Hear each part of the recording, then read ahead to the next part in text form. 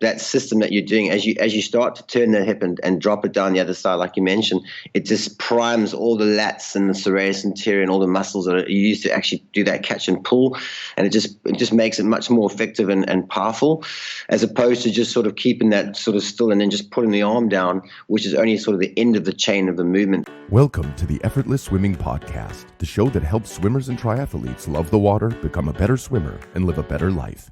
Here's your host, Brenton Ford. Welcome to the Effortless Swimming Podcast. This is episode number 134.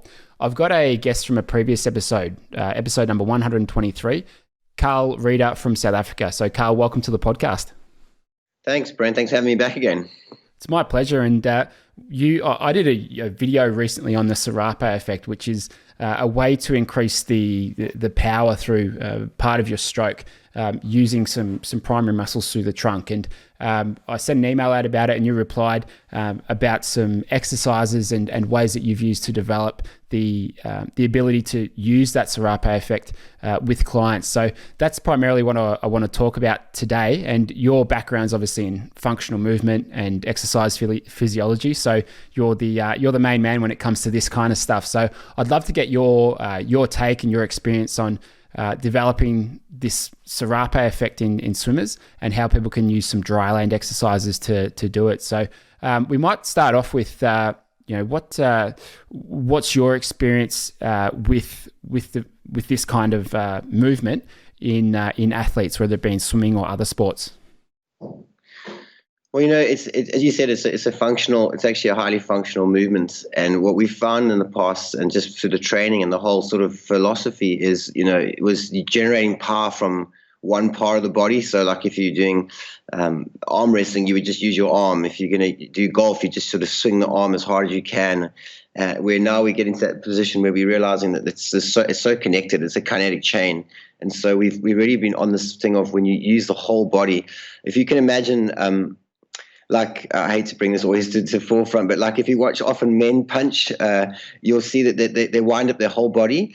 And if you watch women often punch, you'll see, obviously if they've been trained to punch, but it's just a natural thing. They sort of just use their arm. They don't generate that sort of power unless they've been taught to do that. I don't know why that is, but it's not a discrimination. But you'll see that difference very clearly. I've got a 5-year-old boy, and you say throw the ball, and you see he winds up the whole body, where the little girls will just sort of throw it along, just using their arm. And so that's kind of where we're moving towards is why getting that whole body to twist and generate power, as opposed to just getting a single joint to generate power. And I guess we should probably talk a little bit more about what the Serape Effect is before we go into it in too much detail. But I might give my take first in swimming, and then maybe your take overall from all the different sports that you do. So basically, one of the ways that you can generate more power through the stroke is when you're in freestyle, you're reaching forward and extending with one arm out in front. You want your opposite hip to be lifted up. So you're basically lengthening the muscles through your hips, through your midsection, through your core, all the way up to up to the ribs. And as they're lengthening, you'll start the catch and the kick, and you'll start to rotate to the other side. And it's this contraction and shortening of the muscles that give this sort of snap-back effect to get this nice sort of drive forwards to the other side. And it's really that sort of that flow and that nice rhythm that you see really good swimmers have.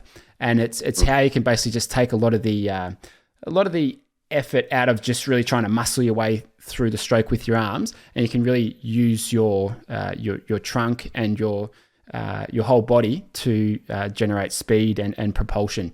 So that's kind of my take on it from a freestyle or a swimming perspective. Yes. What about you? How was my interpretation of it?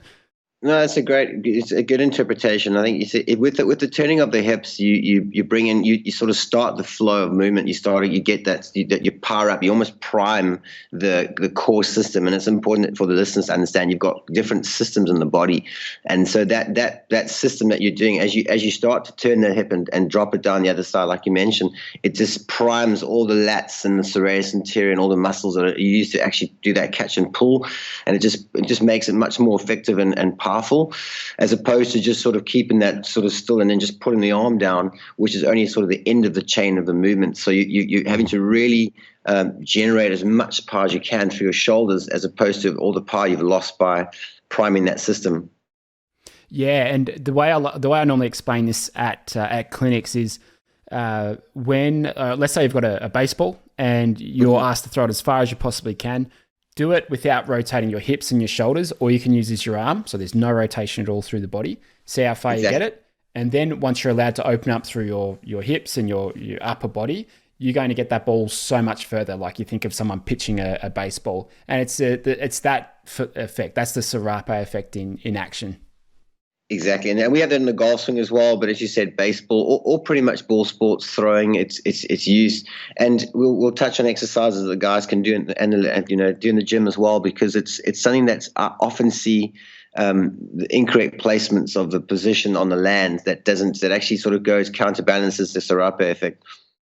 Yeah, right. So let's get into some of that. So where should we start? Maybe some of the exercises that people can do to start to develop this in their movements? Yeah, I mean, there's so many, but one of them is even just boxing. Like if you were to have punching gloves on and you were punching a bag, you wouldn't just punch just with your arms. You would be using your whole body, if you can picture that. And then the other thing is, things like lat pull backs, not lat pull downs in the gym where you're sitting down, but where you actually have the cable in front of you and you're pulling. I'll do some videos for you like last time and share that with the guys. But just basically where you are standing in front of the machine and then pulling the arm back, if you can imagine, sort of like pulling your elbow back behind you. And I'll go into some of the technique stuff now, because it's very important. Is a lot of the positions that people stand, they stand with their feet in line with one another, so they stand square to the machine. And so you've got now balance on the sideways plane, but if someone was to come and push you forwards or backwards, you wouldn't have that stability. So you're not in a good position. And then what happens is you stand in what they call a split leg position, where you have your left leg in front of your right leg. And very often, many of the guys who are doing this in the gym, their legs are too split. So now you have front and back support, but now you don't have the lateral support. And one of the major players or muscles that are working in the body there are your obliques, your side rotational muscles, and your abdominals. And so if there's any sort of instability with imbalance, then that seems to be a major handbrake for you to actually generate power. So that correcting the position is important, and the correct position is to stand slightly split and about just about shoulder width apart. And I'll document that in the video and just show people the correct position, because that plays a major part of getting the abs and the whole system to work properly. Yeah, I like that. And one of the things that I do in clinics with people, so one of the sort of final drills we do, it's almost like a sort of single arm freestyle drill with a slight variation to it. But when they're doing this drill, one of the things we kind of have to adjust for most people is we've got to get them to actually reach forwards first. So reaching forwards with their arm before they start pulling, open up through that opposite hip. So rotating the hips, and that's getting that lengthening of the muscles and actually kind of getting on the side a bit. Because if they don't get that reach forward with the hand and opening and lifting up through the opposite hip, they're not going to get that Serape effect. And once they do make that change, you see their stroke or their distance per stroke increase massively because of it. And then I think doing this stuff on land is a really good way to transfer. Is a really good way to kind of get this stuff happening in the water a lot better. Absolutely. So is that kind of the first thing that you'd start with? Is the position of people? No, well, I think getting them to really understand, because we're talking about athletes here, but the majority, a lot of the guys, listeners may just not be, athletes. Is actually just doing where you teach them this thing where you sort of swinging your arms, even just walking, where you're not just swinging the arms, you've got the whole body moving, and then you go into the sort of these punches where you sort of horizontal punches out in front of you, so left arm back, right arm punching forward, and then teaching them to bring the hips as well, to to move the whole body, like we're talking about the hips. The same with doing a shoulder press. Like when you take a shoulder press exercise, you take a light weight And as they're punching up into the air, they actually, the whole hip moves to the left. So as the right arm goes up, as if you're doing a reach in swimming, your left hip should be turning to the left-hand side as well. It should be opening up. So it's quite a good exercise to do with the swimmers, to get them used to this idea of, I'm not just reaching my arm out, the whole body is moving out. And then obviously if you were going to do the pull down, to create this sort of similar sort of effect for swimming, you'd stand under a cable like a lat pull down machine and get them to pull down, but not just pull down with the arm, but pull down and twist the hips at the same time. Yeah, nice. And so would you be using these more to train the full movement, so getting all these muscles to work together, especially in the beginning, obviously, but is it more about getting the muscles to work together rather than trying to strengthen that movement? Or is it a combination of both? It's a bit of a combination, but I think to start off with, you've got to build a coordination. You've got to get the guys feeling what does it actually feel like. And I think your analogy of throwing the ball is also great. They can actually feel like, you don't need to go now and strengthen hectic muscles to throw the ball. You can actually see the effect straight away by turning the body. So just getting them to feel like, well, if I put on a 10K weights and I use my arm and then I use my body, I can feel that feels much lighter and more efficient. And you don't want the movement, and that's what we're training. You don't want the movement to be sort of disconnected, which we see a lot in golfers. They try and flip their hips now, and then they lose their connection with the arm, and then you'll have your swimmers sort of directing their thoughts towards their hips, and then they'll forget to pull. Yeah, exactly. And I find it can take a little while to develop that, especially if they haven't currently got that in their stroke. That coordination, yes. It's going to be pretty awkward for 2 or 3 weeks at least, and but they'll probably find over the course of a couple of weeks they start to get it more and more, and they notice when they get it, they feel like, oh, all right, man, that was good. I could feel that sort of flow coming into the stroke, and what I find with freestyle that can help with people, the kind of progression in a way that they can go through is, so first of all, you want to make sure that you're reaching out enough, you're rotating your torso and your hips correctly. So generally it's going to be about 45 degrees through your shoulders, rotation side to side. Yes. And the hips will be about sort of 35, roughly that. So a bit less than the shoulders. Now, if they're in that position, then they've got a good chance of having that Serape effect come into play. But what can help them in freestyle is to really make use of it. You want to get your catch, so the sort of downwards tipping of the hand or the fingertips, get that to sync up with the downwards kick of your leg on the same side, and that's going to help initiate that rotation to the other side. So if you can get the correct rotation, you can get the catch and the downwards kick to sync up, then it's going to make everything a whole lot easier. So I find there sort of two things that you need to have in place to get the effect of it. Otherwise, you're kind of it's going to be hard to do. Yeah, no, and I think, like you said, if you try, and sometimes teaching it like step by step can be confusing, because we tend to think, a lot of people are so over analytical that they sort of, their mind gets stuck on, if you tell someone to throw the ball and then you say, well, before you throw, gently rotate your hips to 30 degrees. Now rotate. It's like, if you just say, just throw the ball, then they go, oh, well, okay, you want me to do this? And they go, yes. And then they get the movement. So, that's where your coaching, you can see, straight away, like, this is actually confusing the person. It's funny because it's such a natural movement. It's just that we've been so programmed by the fitness industry to isolate movements. And I think that's why we're trying to get back to functionality again. Yeah, and that's it kind of goes along with just overthinking things in general. But as soon as you're thinking too hard about a movement, you're going to lose the timing of it. So while I think it's some of these movements you might want to do slowly, like with some of our sort of catch drills and so on, like you want to do them slowly so you know that you're in the right position and you can make sure that you're there. But then when it comes to actually bringing that into your normal stroke, you want to back off some of that the thinking side of your brain and go a bit more for feel. And especially for this Serape effect, like, you will feel when it's happening. And if you can just kind of try and replicate that feel as often as you can, as opposed to thinking really hard at trying to do it, you're going to be so much better off going for that feeling side of things.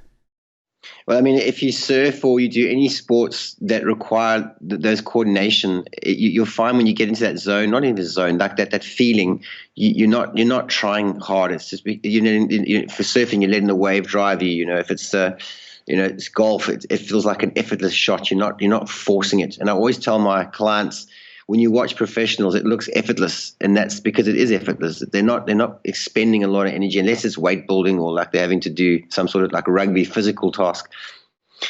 But I also want to touch, Brent, if we can go there, is some of the roadblocks or not roadblocks, handbrakes to the Serape effect. I'm sure if your listeners would be interested in that. Yeah, that'd be great. Let's get into it. So you mentioned the overthinking. We know that the right side of the brain is the analytical side. Sorry, the left side of the brain is the analytical side. So what happens is that when people are trying too hard to try to improve a technique, it sort of primes the right hand side nervous system, and so they actually avoid left side. So your whole left side's compromised. So you find that they're pulling too hard on the right side and the left side's not getting. So you may even find in swimming that they can turn their head easy to the right but not to the left. And that also may be a postural thing or a just not a coordination thing. But you'll find that they tend to get tight on the right-hand side, and that affects the whole left-hand side. So that's quite an interesting thing because you want both sides to be working pretty efficient. And you'll find, we talked about this before as well, you've got asymmetries in the body, so that can be postural. It can just be many things. Their daily work, maybe they got one leg longer than the other. There's a lot of things going on there. But you want that Serape effect to be, maybe 55, 45. You don't want to have like 70% on the right side and 30% on the left-hand side, especially if you want to really improve your technique and be competitive. So looking at that, so there's issues sort of functionally and with mobility with a lot of people that will restrict their ability to sort of put this into place and put it in sort of evenly on both sides. Is that what you're saying? That's what I'm saying. Yeah. So you'll find some people say, I'm just so much easier to do on my right-hand side and so much harder to do on my left-hand side, or I feel so like I don't feel like I can coordinate or get the right muscles working. And so that's kind of part of what I do with my guys is saying, okay, well, let's just find out where those handbrakes are, because even though your technique might be right, if the muscles are not firing, you're not going to feel that effect. So back pain's another one. Tight hamstrings, these are things that really can lock up and stop that Serape effect happening. Because remember, your hamstrings play a big role in knee and hip rotation. So, it's just trying to piece together the puzzle and find out why they're not getting that movement. Hip flexors, I know you're aware of those. Those also really can lock out the Serape effect, because that's kind of where they start. So we need to look at how can we release those hip flexors, and also rotation is such a big part of the Serape. Like you said, just rotate your body. So any sort of rotational, so the hip rotation, and what I find is your upper back is where your rotation generally takes place in the body, in the back. If it's tight through that middle thoracic spine, you really find that Serape effect's greatly diminished. Oh, completely. And there's two things I want to sort of touch on there. The first one is that thoracic mobility. Like I've sort of found this when I've traveled a lot or been driving a lot, and also just carrying the kids around. Like my thoracics are, I reckon, about 50% down on what they would normally be if I'm feeling good. Yes. and flexible, and it just I can't recover as easily. I can't rotate as easily in the stroke. So I think that's absolutely key, especially for swimming. And I know a lot of physios who have worked with the Australian swim team and top level swimmers, and it is one of the primary things that they look at is that thoracic mobility. And I mean, most of those guys are fine, but especially among the people who are just swimming recreationally, it's a big one, and that hip flexor mobility as well. So with the stroke, when we look at people kicking, a lot of the times they can't lift their leg up enough in the up kick to where the thigh always stays below the hip line. So basically they're creating drag on their thighs because they can't lift their leg up high enough. You kind of starting from the glutes and then using the hammies a bit as well, because they're so tight through there. So I think if you can have decent thoracic mobility, decent hip flexor mobility, it just frees you up to do a lot more in the stroke and get this Serape effect happening. And I know that's a big chunk of what you do with people where you are, and also online, like the functional sort of movement screening. So can you go into a bit of detail with the process that you go through with people to analyze where they're at with their functional movement, and then the way that you go about helping them make those changes that they need to? Well, it's, just starting off with their biggest problem. They'll say to me either their hip flexors are tight, or they don't know why they can't generate power, or they've had a chronic shoulder problem. And then we just generally look at what exercises they're doing. And I often just look at the technique. They say, well, Carl, I'm doing squats, I'm doing this, and I'm doing the lat pull downs, like you said. And then I'll have a look at them and say, well, your feet are in the wrong position, your knees aren't soft. It's quite clear your thoracic spine is very stiff, and you're trying to generate power from your arm, and there's no mobility going through the thoracic or the upper back, for those who aren't familiar with the medical term. So really just guide them through that. And also I do a lot with the mind and the body. So like I say to them, are you trying hard here? And they say, oh, I'm a perfectionist. I've got to get this right. You hear, especially with professional athletes, I've got to get this right. I've got to get this right. And I just try to, like you say, go back to feeling, and suddenly they'll say, but now my whole body feels so much looser. What have you done? And I said, I haven't done anything. All I've done is just point to you where the roadblock is, or where the handbrake is. And often with the hip flexors is it's quite an emotional muscle. So this is why we're finding a lot of people, besides just sitting for long days in cars and chairs, it's more than that, is that we find the emotional link quite powerful. And so I say to my clients, are you doing hip flexor stretches? Oh, I've been stretching my hip flexors for years. And I say, well, how's it going? They say, oh, it's making a difference, but it's not really making a difference. And I say, okay, well, we need to look at, we've got to look at your posture, and we're also going to look at the mind side of things as well. I think, sports psychology and things, it's a major player. So I cover all those topics. I don't go too much into psychoanalysis, but I just try and point to them the very common things that go through people's minds that can lock them up. Yeah, you're talking my language. One of the things that I kind of like to get an understanding of is what are some of the beliefs that people have about swimming and about their swimming. And we see that a lot of the faults or the issues that will sort of come out in their technique is because of these beliefs that they have about what they need to do in the stroke, and also just their general approach mentally to their swimming. So, for example, sometimes people, one big one, for example, is the recovery. So when the arm's coming over the top of the water, people have been told you need a high elbow recovery, get a high elbow recovery, and they see that as you need to bring your hand close to your body, get the elbow up nice and high, and it just throws their whole body out of whack, especially if they're tight through that thoracic movement. And it's like, all right, number one, no, well, you don't want a low or a dropped elbow recovery, but just be open with that recovery. Get that hand out wide. Give yourself some freedom to move. That's going to free you up, and that is going to have this domino effect with the rest of the stroke. So things like that. Also with the catch, as people are moving through the catch phase of the stroke, we talk about that as the setup phase.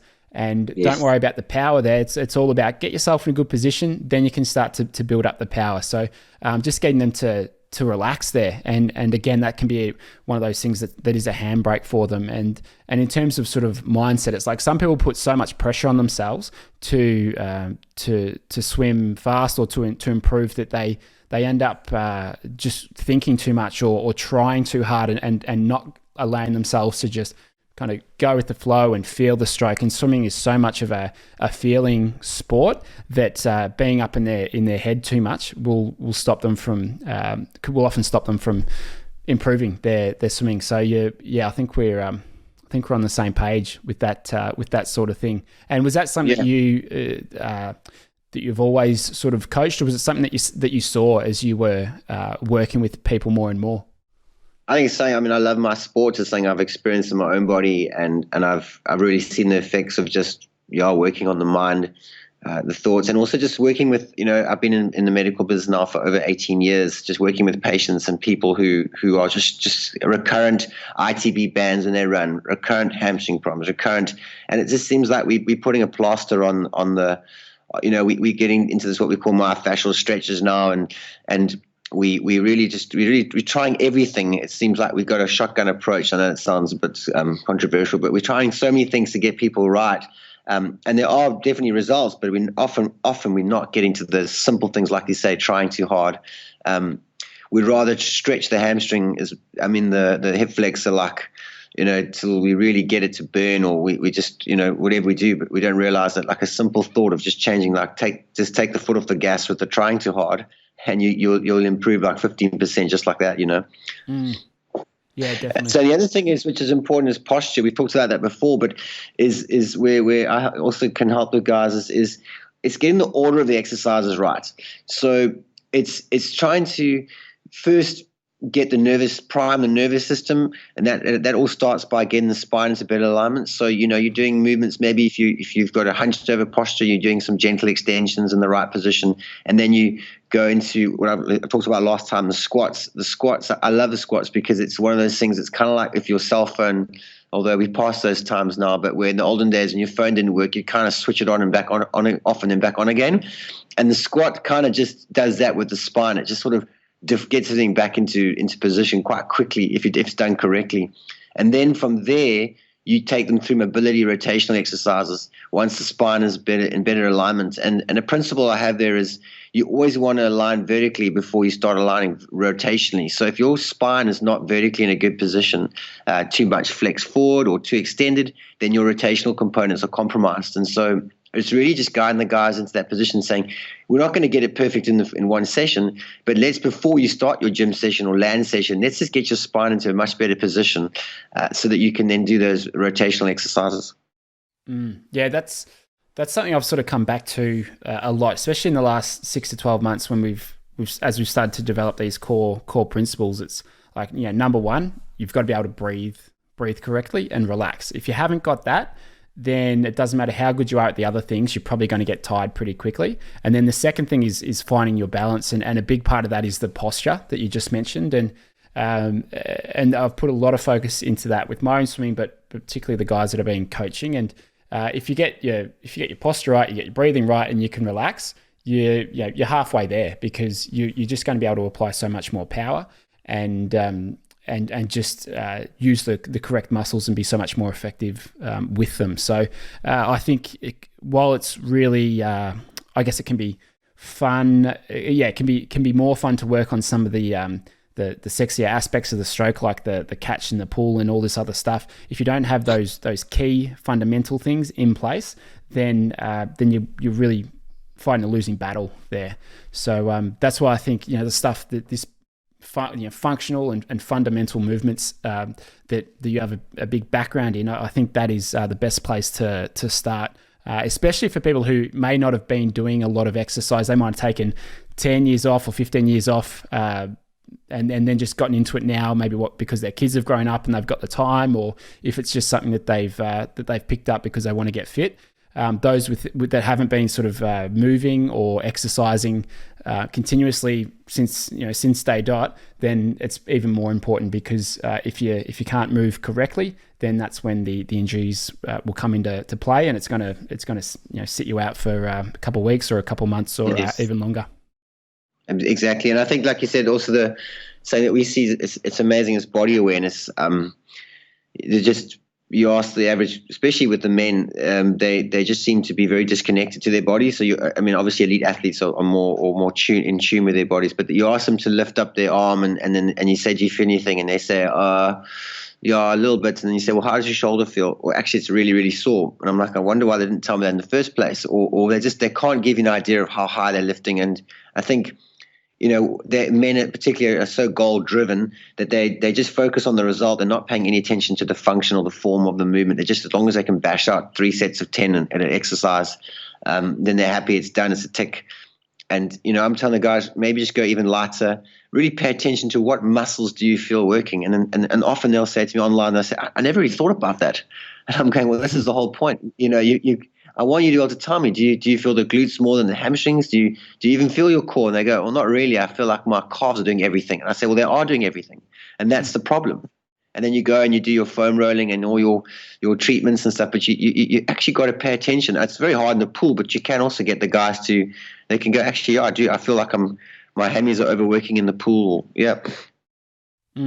We had a camp in Hawaii back in March, and a friend of mine, Annie Jones, she's a swim coach based in Boulder, and she came out and did some coaching there, and she took one of the open water sessions, and I'm a guy, I'm probably guilty of focusing more on the technical details and not tuning into my hippie side as much, I guess, so to speak. Yeah. But Annie is very good at explaining or using analogies and getting swimmers to think about things in a different way. So using stories and using cues to kind of tune into how they're feeling. And one of the big things she spoke about there was the swimmer who's having the most fun is winning. So just going, especially open water, go out there and enjoy it, and just have fun out there and appreciate what an awesome place we were getting to swim and all this sort of stuff. And it just having that sort of mindset is going to be much better in the long run than going out there and just focusing on getting from A to B as quick as you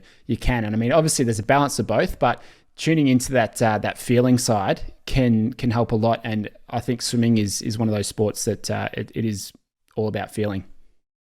Yeah, and like you said, when you tune into that feeling side, then your right brain kicks in, and that's more on the right hand side of the brain. So then you're getting a really good balance, because it's a balance you need. You can't just be pulling hard on the right side and then inefficient on the left side. You want to try and get that balance. If there was somewhere we could strap electrodes to you while you're swimming and actually get an idea of the force generation from left versus right, and the swimmer that gets that pretty much in that sort of range where it's 50, 45, 55, even 60, 40, I'd be happy with. But you'll see that often it's more than that. It's like 70% right-hand side, 30% left-hand side. And as they start to enjoy the swimming, that almost the nervous system naturally just goes into that balancing of the system. Yeah, and do you, with the athletes that you've worked with, sort of face-to-face or online, what's been the general timeline for them to sort of see a difference in their sport in terms of results, how they're feeling? What is it? Is it weeks? Is it months? Or does it differ depending on what those things that they need to work on are? When it comes to technique, it can be straight away. So if it's a postural position, if it's running, where we look at the analysis and we say your foot's in the wrong position, or your head's not looking, you're not looking in the right direction or position, then it can be straight away. When it comes to muscles, it really can also be quite quick. From a postural point of view, long term, you're looking at least maybe 3 to 6 weeks before you really see that overall change through the muscles. But the retraining of the pattern can be quite quick, like 3 weeks. And especially if they incorporate it in everyday life. So even closing a sliding door at home, or picking up something and then start to incorporate that Serape effect just by doing things around it, then it accelerates that. If they're just doing it at gym once a week, it takes longer, obviously.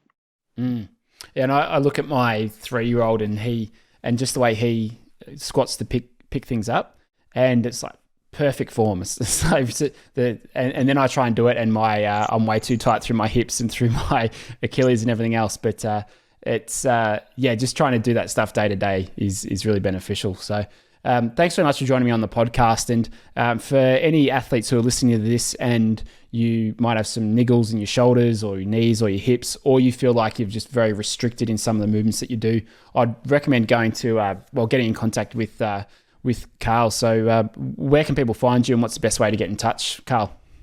Yeah, I have a website. It's a South African website. It's carlreadercoaching.co.za, and that's Carl with a C.